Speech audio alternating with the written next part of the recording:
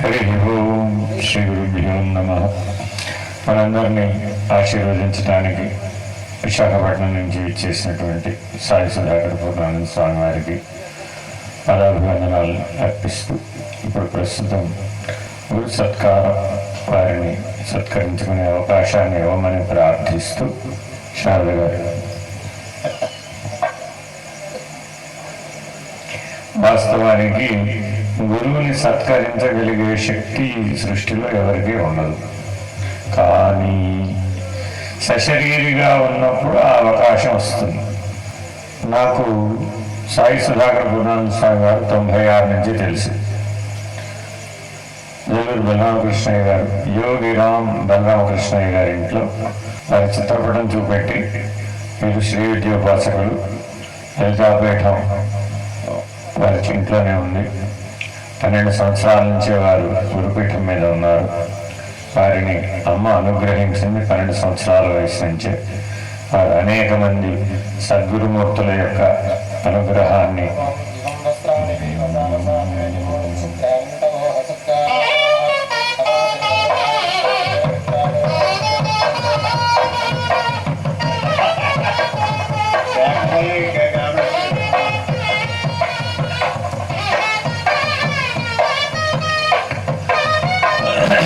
అలా వారి పరిచయం నాకు అలా కలిగింది. 96లో వారి పరిచయం యోగిరామ్ బలరామకృష్ణయ్య గారి ద్వారా జరిగినప్పటికీ వారి దర్శనానికి ఎప్పుడైనా నన్ను వెళ్ళమని వారు చెప్పారు. యోగిరామ్ బలరామకృష్ణయ్య గారు వీరు పుట్టపర్తిలో కొంతకాలం మన బలరామకృష్ణయ్య గారు 9 సంవత్సరాల పాటు ఉన్నారు. అప్పుడు వీరి సాంగత్యం వారికి లభించింది. వీరంటే వారికి అపారమైన గౌరవం, అపారమైన భక్తి. ఎప్పటికైనా సరే నీ జీవితంలో నీకు వారి ఆశ్రయం లభిస్తుంది, వారి అనుగ్రహం లభిస్తుంది అని నాకు 96, 97 ఇక్కడ పనిచేసినప్పుడు యోగిరామ్ బలరామకృష్ణయ్య గారి ఆశీర్వచనం. ఏమంటే ఇప్పుడు నేను అర్జెంట్గా వైజాగ్ వెళ్ళలేను, వారిని దర్శించలేను అంటే ఏం పర్వాలేదు, వారిని మా ఇంట్లోనూ వారి చిత్రపటం దర్శించావు కదా, వారి చిత్రపటంలో నుంచి కూడా నేను అనుగ్రహించగలరు, వారి అనుగ్రహం, వారి ఆశ్రయం నీకు తప్పక ఎప్పుడో ఒకప్పుడు జీవితంలో లభిస్తుంది, దాని గురించి చింతపడగలదు అని చెప్పారు. మనం స్వామి నిర్భయానందుల ఆశీర్వచనంతో విశాఖపట్నంలోను, హైదరాబాద్లోను, బెంగళూరులోను, ఇప్పుడు పుట్టపర్తిలోను 4 చోట్ల మన కైవల్య ఆశ్రమాలను మనం స్థాపించుకొని మనం సత్సంగాలను నిర్వహించుకుంటున్న సందర్భంగా వారి ఆశ్రయం, వారి యొక్క కరుణ, కృప మనకి వైజాగ్ సత్సంగ సభ్యుల ద్వారా లభించింది.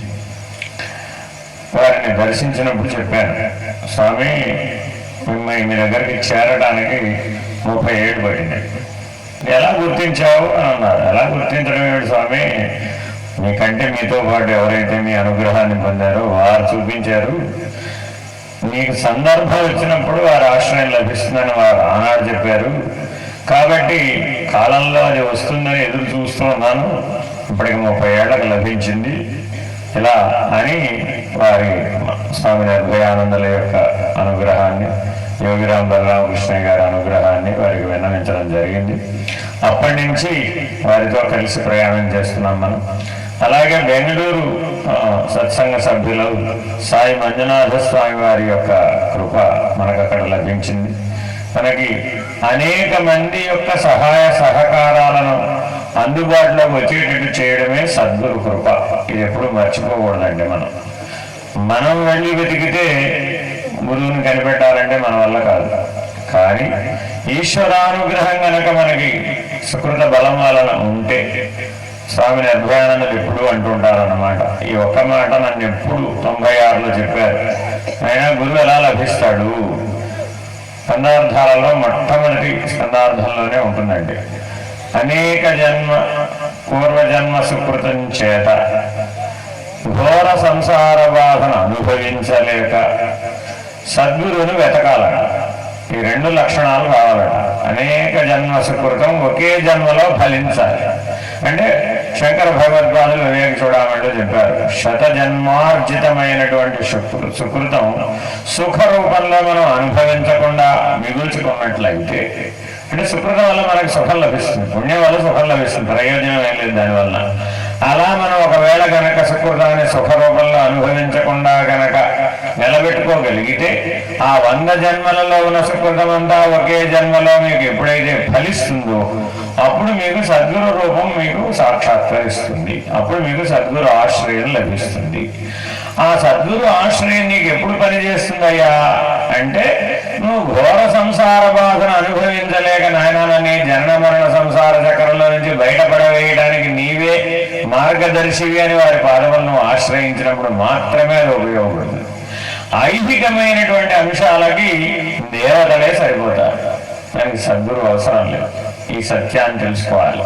మీకు ఐహికమైన అవసరాలు ఏవైనా ఉన్నాయి, యంత్ర మంత్ర తంత్ర విధానాలతో దేవతలను ఆశ్రయిస్తే అవన్నీ ఫలించేస్తాయి. దానికోసం ప్రత్యేకంగా గురువును వెతకక్కర్లేదు. కేవలం మోక్షప్రదమైనటువంటి పారమార్థికమైనటువంటి జీవితాన్ని, ఆధ్యాత్మికమైన జీవితాన్ని మీరు ఆత్మనిష్టని బ్రహ్మనిష్టని సంపాదించి జనన మరణ చక్రంలో నుంచి బయటపడేటటువంటి దుఃఖరాహిత్యం, వాసనారాహిత్యం, బంధరాహిత్యం, జన్మరాహిత్యం అనేటటువంటి ఫలితాలను మీరు అనుభవించాలనుకున్నప్పుడు, నిర్ణయం పొందాలనుకున్నప్పుడు, తరించాలనుకున్నప్పుడు మాత్రమే సద్గురువు యొక్క కృప పనిచేస్తుంది. పొద్దునందరూ వారి పాదములంటే నమస్కరించారు. స్వామి నిర్భయానందులు ఎప్పుడూ చెబుతూ ఉంటారు, దొంగ నమస్కారాలు పనికిరావు అని. అర్థం కావడం కోసమని. అంటే అర్థం ఏమిటంటే, పాదములంటే నమస్కారం చేస్తే నీవు ఎలా ఉన్నావో నేను అలా జీవిస్తాను అని చెప్పడం. గురువు గారు ఎలా ఉంటే నమస్కరించిన వాడు కూడా అలాగే ఉండాలి. గురువుని శతధ సహస్రధ అని సంస్కృతంలో అంటాం. తెలుగులో తాను మన ధన ప్రాణములు నావి కావు, ఇక నుంచి నీవి, ఇవాళ నుంచి అవి నీవి. నేను కేవలం నిమిత్త మాత్రంగా మీరేం చెప్తే ఎలా ఉండమంటే అలా ఉండడానికి ఉపయోగించడానికి ఉపయోగపడే పనిముట్లు మాత్రమే. అలా నేను ట్రస్టీ. ఇది ట్రస్టీ అంటే తాను మన ధన ప్రాణములను ఎప్పుడు కూడా నావి కావు అని ఎవరైతే ఉంటారో వారికి మాత్రమే పాద నమస్కారం ఫలిస్తుంది. మిగిలిన వాళ్ళకి అనేక రకాలైనటువంటి తాత్కాలికమైన ఫలితాలు లభిస్తాయి. శాశ్వతమైనటువంటి బ్రహ్మజ్ఞానం, శాశ్వతమైనటువంటి పరమాత్మ యొక్క సాయుధ్యం, శాశ్వతమైనటువంటి పరబ్రహ్మము, జన్మరాహిత్యం మనం అందుకోవాలి అంటే తప్పక గురు శిష్య ఐక్యతా సిద్ధిని సాధించాలి అనే ఉద్దేశ్యంతోనే కైవల్యాశ్రమాలు పెట్టబడ్డాయి. ఎందుకంటే మీకు ఇవన్నీ ఒకటి సరిపోదా? ఒక ఉదాహరణ చెప్తాను మీకు. దీనికి శంకుస్థాపన చేద్దామని మనం ఒక పత్రిక వేశామండి. ఒకరు నాకు ఫోన్ చేశారు, ఏమండి పాఠం చెప్పుకోవడానికి మీకు ఎంత పెద్ద ఆశ్రమం కావాలా అని అడిగారు. ఆయన చెట్టు నీడలో కూడా పాఠం చెప్పుకోవచ్చు. నైమిషారణ్యంలో అందరూ మహర్షులందరూ చెట్టు నీడలో పాఠం చెప్పుకున్నారు. బదరికావనంలో కూడా చెట్టు నీడనే పాఠం చెప్పుకున్నారు. మాకేం ఆ ఇబ్బంది లేదు. కానీ భవిష్యత్ తరాలకి మీరేమైనా అందించాలి అంటే ఒక శాశ్వతమైన పద్ధతిని మనం పాటించాలి. బృహదీశ్వరాలయం ఎందుకు కట్టారు? 1600 సంవత్సరాలు కష్టపడి బృహదీశ్వరాలయం కట్టారు కాబట్టి లక్షల ఏళ్ళు ఉంటుంది. అది ఎక్కడికి పోయి ఆ బృహదీశ్వరాలయం ముందు మనం నిలబడితే మనం ఎంత చిన్నవాళ్ళమో ఈశ్వరుడు ముందు అర్థం. లేకపోతే ఈశ్వరుడు కంటే నేనే గొప్పవాడని అనిపిస్తూ ఉంటుంది మానవ జీవితంలో అడుగడుగున. స్వామివారికి నేను వాడు పట్టుబట్టలు పెట్టాను తెలుసా, అమ్మవారికి వాళ్ళని కిరీటం బహుకరించాను తెలుసా. ఇలాగా అనేక రకాలైనటువంటి నేను నేను నేను బలపడిపోతుంది. అంటే నేను ఏదండి కట్టించింది, నేను వెలిగించకపోతే ఈ దీపాలు ఎలా వెలిగినాయి?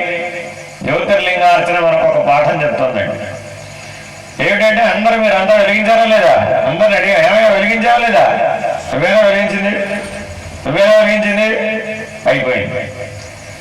ఎవరికి వాళ్ళు ప్రశ్న వేసుకోవాలట. నువ్వేనా వెలిగించింది? నేననే సమాధానం నీలో వచ్చిందనుకోండి, అప్పుడు జీవుడివే, అప్పుడు కర్తవే, అప్పుడు భోక్తవే.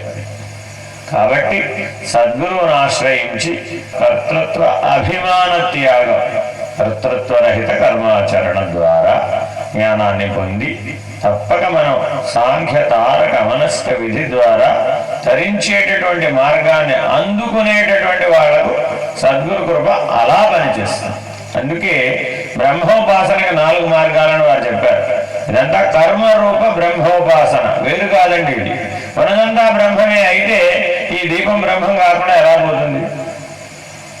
అన్నం బ్రహ్మం కాకుండా ఎలా పోతుంది?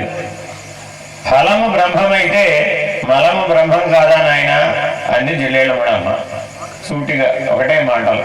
కాబట్టి ఇది ఫలమని అది మలమనేటటువంటి వేర్పాటు భావన అక్కడ లేదు, ఉన్నదంతా బ్రహ్మమే.